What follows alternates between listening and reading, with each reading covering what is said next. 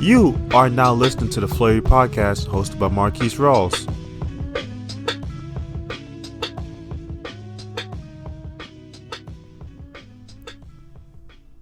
Another week, another episode. I believe this is episode 20 of the Flurry podcast. I have my sheet with some topics I want to talk about, and I'm going to just get straight into it. First one, Adrien, the problem Broner, says he wants $10 million for a fight. And I'm assuming that he means a fight on Showtime, the pay-per-view, I would assume. And I don't think he's worth it. Like, did anyone really take this seriously? I didn't really take it seriously, even though I know that Broner, he's a serious type of person.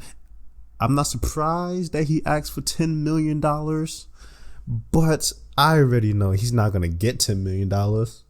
Imagine if you're Al Heyman and Adrien Broner comes to you, the guy who he just lost to Pacquiao last year. He had a draw with Jesse Vargas. He lost to Mikey Garcia. And then you want to come and say you want $10 million for a fight? What?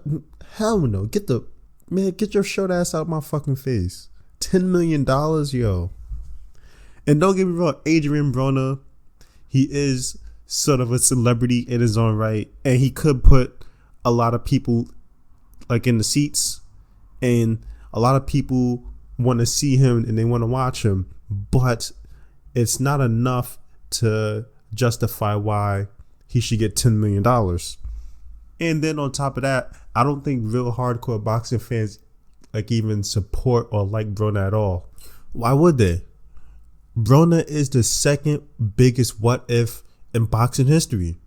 Obviously, Mike Tyson, he's the first because it's always what if Mike Tyson was more disciplined? What if he worked hard more? What if he didn't party and do drugs and drink all the time? So I understand that. But Broner, he's also that way too. What if fame and money didn't go to his head? What if he was more disciplined? What if he actually followed in the hard-working footsteps that Floyd Mayweather tried to put him on?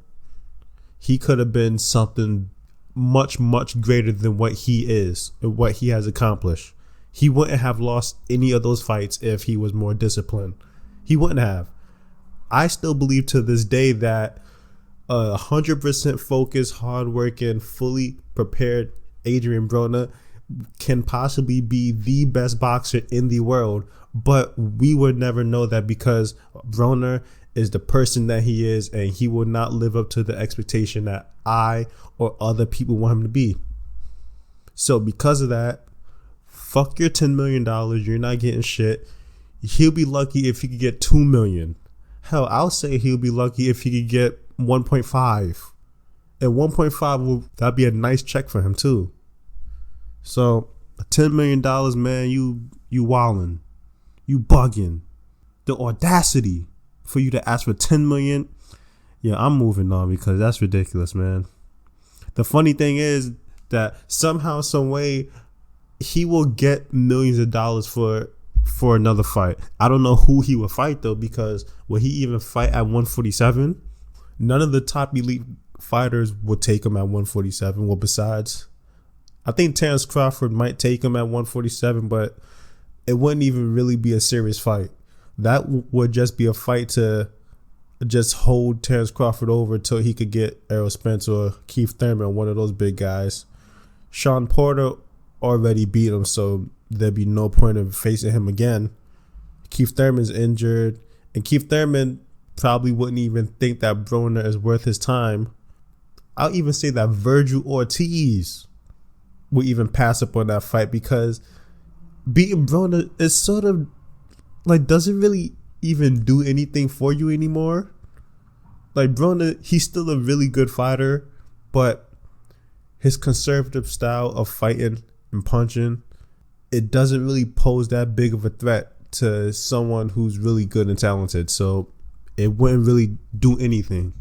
If he wants to still be relevant in boxing and win fights, he got to do something different. He got to switch it up. He got to change it up and do something, because the path that I see him on, he's obviously not focused on boxing. I believe the Pacquiao fight was his last fight, and that was last year. He didn't even fight early 2020 or late 2019 when, like, before the whole COVID thing happened. So who knows? Now, the second topic I'm going to talk about is Floyd Mayweather. He went on Shannon Sharp's show. Shannon Sharp he does like these YouTube videos where he interviews athletes. I believe it's only like 2 or 3 out. It's called Club Shay Shay. It's actually pretty good. If you know who Shannon Sharp is, you know how fantastic he is. But he had Floyd Mayweather on, and Floyd Mayweather hinted that he will be willing to help and train Deontay Wilder. We have to sit and think, would that be good for Deontay Wilder? Yes, he's the ultimate package of a fighter. He is. He has great offense, great defense. He's one of the best boxers of all time. He's obviously he is the best boxer of this generation, like the current millennial generation. He's the best boxer of this and one of the greatest of all time. We all know how fantastic, astronomical superior he is to 99.99% of all other boxers. But he would need to know how to work with Deontay Wilder's strengths, right? Because I've seen people that Floyd tends to train and work with, they sort of tend to adopt a little bit of his style, just a little bit, even though that style may not be fitted for them or suited for them. I don't want to go back to this guy, but I'm gonna use him as an example. Adrien Broner. Floyd was training and helping him, and Adrien, he sort of adopted some of Floyd's style, and it didn't really suit him as much as it suited Floyd. And even with Shakur Stevenson, he broke out of it a little bit more, but a couple years ago, because Floyd trains with him, it sort of seemed like Shakur Stevenson was somewhat adopting some of Floyd's style. He broke out of it now, and he's better for it now, but he sort of adopted Floyd's style a little bit. I don't want to be where Deontay Wilder adopts Floyd's style, because it wouldn't really work. Yes, Wilder, he's athletic and he has the power, but his strengths wouldn't really suit Floyd's style. Now, if Floyd could come in a different aspect with a different mindset and perspective, where he could use Wilder's power and his length and his height to really teach Wilder the fundamentals and effectively use a jab. Because I've been saying for so long, if someone can teach Wilder how to effectively use a jab in every situation, he will be unbeatable. He will be unbeatable, because if he learns how to set up traps, if he learns how to properly counter punch a little bit, you can't stop that guy, because he already has the one punch knockout power. But now, if he could force you into a punch like Floyd can, Floyd, he forced everybody into a punch. He will put you in a position where you can't avoid getting hit. And that's just one of the many aspects of his talents and his skills. If he could just teach that little bit, just that little bit to Deontay Wilder, he gets 5 times better. Learns how to use a jab 10 times better. He learns the basic fundamentals of offense and defense. He improves his head movement a little bit more. He's able to use his footwork better. He gets 15 times better. So I think it would be good, but Floyd, he just has to use Wilder's strengths and teach him the right things. I don't want to see Wilder doing no shoulder roll. I know the shoulder roll, it's very effective for defense. A lot of people do it, but I do not want to see no 6'7" Deontay Wilder doing that shoulder roll. I think if I see it, I would literally call Al Heyman and say, I want my money back for this pay-per-view that I fucking bought, because Deontay Wilder is doing the goddamn shoulder roll. I don't want to see that. I know you don't want to see it neither. But I actually hope it will happen. I think it'll be good for Wilder. I think it'll be good.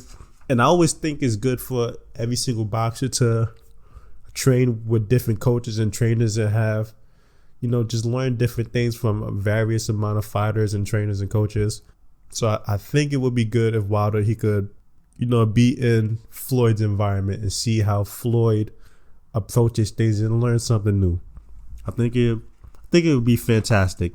And maybe then will he beat Tyson Fury. Tyson Fury is a bad man. All right. Transitioning to the next topic, third topic, is Santa Cruz versus Gervonta Davis. I just found out last week that it was pay-per-view. I was not sure if it was pay-per-view or not. I was hoping it wasn't pay-per-view because we just had to pay for the Charlo pay-per-view. And that gave us 6 fights for $80. And now the Santa Cruz is going to give us 4 fights for the same $80. And then I have to make the argument, is Leo Santa Cruz and Gervonta Davis, are they bigger stars than the Charlo brothers?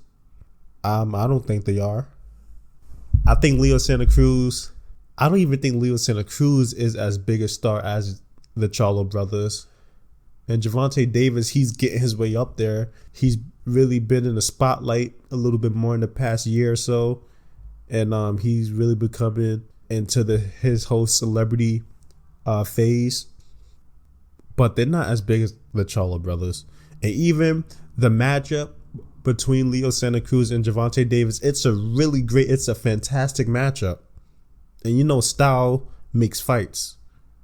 But the fight between Leo Santa Cruz and Gervonta Davis, it's not going to be as phenomenal as Jermell Charlo versus Sergey Derevyanchenko, because both of them had a style that when they meet, it's going to be a war. Santa Cruz and Gervonta Davis, like I said, both of their styles is going to make for a fantastic fight. But there's going to be some lull moments. There's going to be some lull moments, not as far as there's no punches being thrown, but there's going to be moments where Santa Cruz is just going to be all Santa Cruz. Because Gervonta Davis, he has these moments, and you saw it with his Gamboa fight. In the later rounds, he has moments where he just steps off the gas and he just doesn't really do anything. And he just fights off his back foot and he lulls for a round and a half or so. Leo Santa Cruz, he's 100% always coming at you. I'm going to throw 100 punches every single round, no matter if it's round 2 or round 12. I'm going to come at you, be all up in your face and throw 100 punches.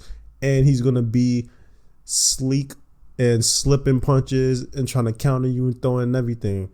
But Gervonta Davis, early on in the round, Gervonta Davis, he's going to be strong. He's going to be powerful. He's going to be willing to go for the brawl. But later on in the rounds, he's not going to maintain that. So the first 6 rounds might be fucking fantastic. Then after that, the first 3 of the second half, it might be all Santa Cruz. Then the championship rounds, that's when we're gonna really see if Gervonta Davis has that animal within him to withstand the storm and actually come out on top. Which I think he has the skill set to do it, but just because you have the skill set to do something, it doesn't mean that you're gonna do it. Will he actually do it? I don't know. Maybe Leo Santa Cruz could do something to neutralize him so much that he just dominates the entire second half, but we will have to see. And they also changed the date, which I'm not happy about because I was counting down the days to this fight and now I gotta count another goddamn fucking week. They changed it to Halloween because so they could do it in, I think, a Texas stadium where they are actually allowed to have fans in the seats on October 31st. And I understand because they want to, get as much money as possible. I've been hearing some of the numbers for the Charlo Brothers pay-per-view, and a lot of people are not happy about the numbers. Me, I don't give two shits about the numbers. Yes, do I hope that these boxing pay-per-view numbers do good? Yes, I do. I hope every pay-per-view gets a billion kajillion buys. But if it doesn't, I don't care. I just want to see a good fight. I don't care. I don't know why people are so interested in the pay-per-view numbers doing good. I don't really give a fuck.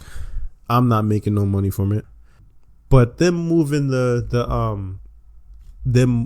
date for the Texas Stadium, it's obviously a money grab. They probably saw the Charlo brothers pay-per-view, like I said, didn't do as good as they hoped it would.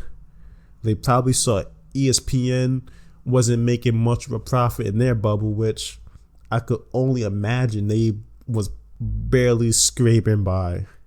So they got to get some fans in the seats. Will it work out? I don't know. I hope it works out, but I don't know.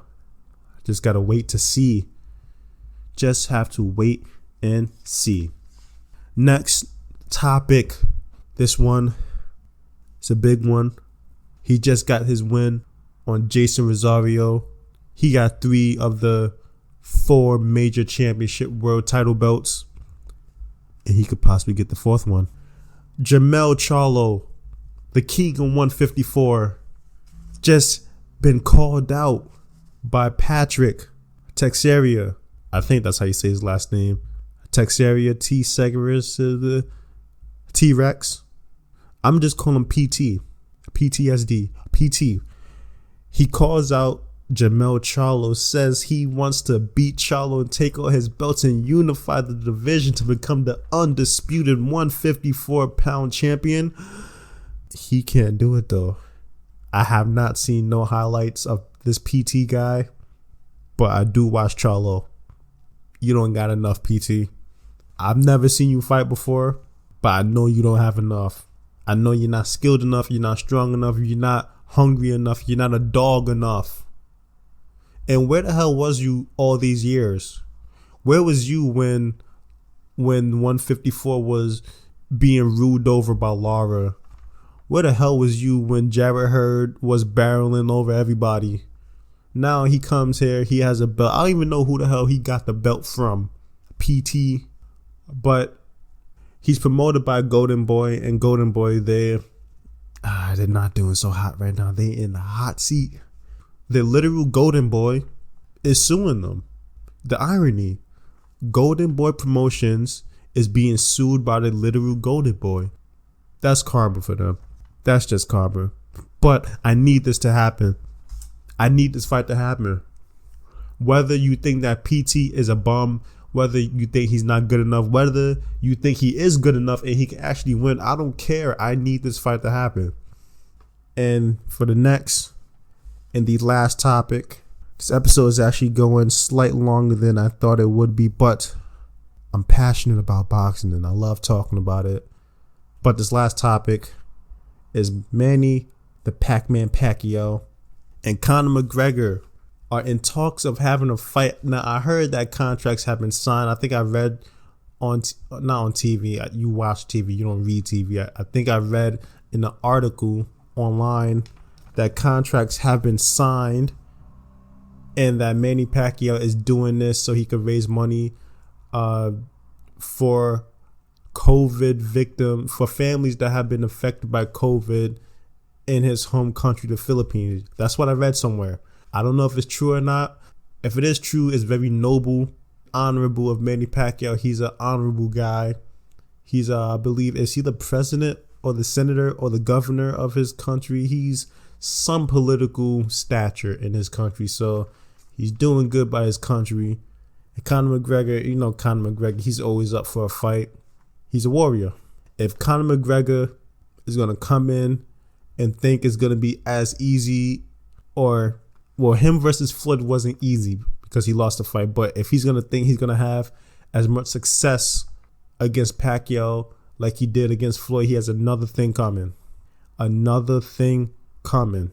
And don't get me wrong, the fight, it's a really good fight.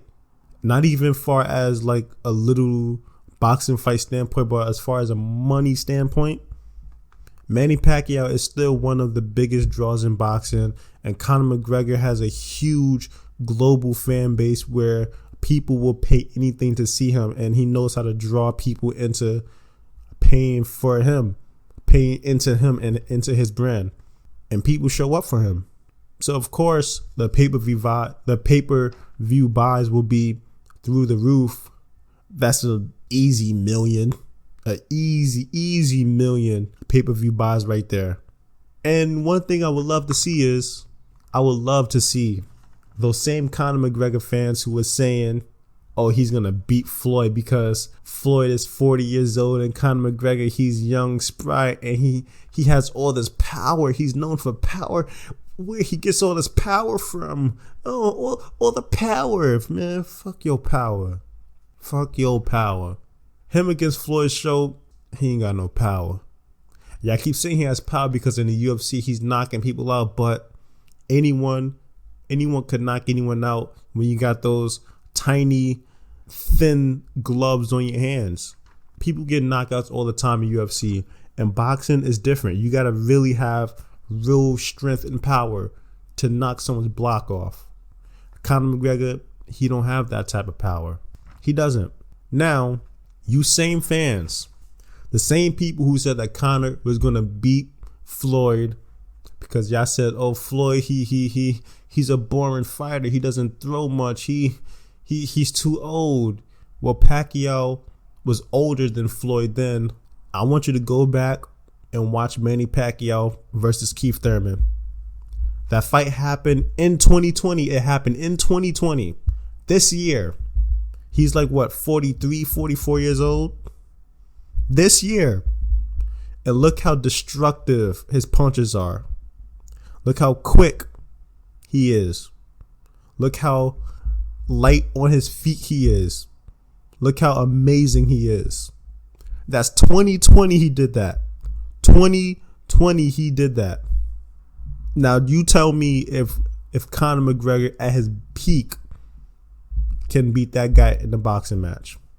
He can't. He can't. Manny Pacquiao did that to Keith Thurman, who is what, 28, 29. He's under 30 years old. He's under 30. At the peak of his prime, a former champion. And he's not a former champion because he lost his belt to someone. He's a former champion because he got injured and was inactive for so long. And he came back from his injury. He said he's fine with his injury. He said he was fine. So according to him, he was 100%. And Manny Pacquiao did that to that guy. That guy. So you telling me if Manny Pacquiao at his age now could do that to a Keith Thurman who's been boxing for how many years? 20 plus years? What the hell you think he's going to do to Conor McGregor? It's going to be bad for him. Bad for him. It's going to be bad. It really is. And Conor McGregor, he said when he got the TKO loss against Floyd that it was an early stoppage, which I think it was. It was an early stoppage. Okay, so tell the refs, I treat you the same way as a boxer. Because with real boxers, there's not many early stoppages when it comes to real legit boxing fights, because they know that these boxers, they've been doing it for a long time, so they can more times than not overcome or withstand, or they know that they could take more than someone who hasn't boxed that much. So go to the refs, Conor McGregor in the seat, go to the refs and say, hey, I want you to treat me like any other boxer, no early stoppage. If I go down, let me get back up. Treat me with the 3 knockdown rule. If I go down, get back up, go down then, go down again, let him get back up. And we will see how dangerous that Manny Pacquiao still is. And we will see that, Conor, you are not ready. You're not a boxer. You are a UFC/MMA fighter. And don't get me wrong, if a boxer went to UFC and MMA, they would get their ass kicked. I've always said it. If Floyd went to UFC, he would get obliterated. I've always said that, but it hasn't happened. What has happened is this UFC fighter is coming over here in boxing and he's getting the shit kicked out of him. He get the shit kicked out of him. And he's going to get done bad against Pacquiao. That's all I'm saying. That's the moral of the story. Pacquiao is going to do him bad. Now, that's the last topic I have. If you disagree with anything I said, comment in the comment section if you're listening on YouTube. If you think that this guy PT could beat Jermell Charlo, yo, tell me, or even tell me what fight I should watch of his to let me know. If you think Conor McGregor, if you're one of those idiots who think Conor McGregor could beat Manny Pacquiao, yo, I'm going to show you some highlights. I'm going to show you some highlights of Manny Pacquiao, of him in the past 2 years, not Manny Pacquiao 10 years ago. Manny Pacquiao 10 years ago would Ivan Drago, Conor McGregor, right? I'm talking about Manny Pacquiao in 2020 and 2019, the damage he will still do to Conor McGregor. But if you one of those people who think that McGregor will still beat him, debate me in the comment section. If you think that Broner's worth $10 million, debate me. If you think that Gervonta Davis is going to beat Santa Cruz, debate me. Okay, I'm always up for all the debates. I want all the smoke with all these people. Okay, because I'm always right, and I'm always right. And I'm right, and I'm right. And even when I'm wrong, I'm right. Because when I'm right, I'm right. And if I'm wrong, I'm still right. Right? You were just listening to the Flurry podcast hosted by Marquise Rawls. Stay tuned for the next episode, or go back and listen to the previous episodes if you haven't done so.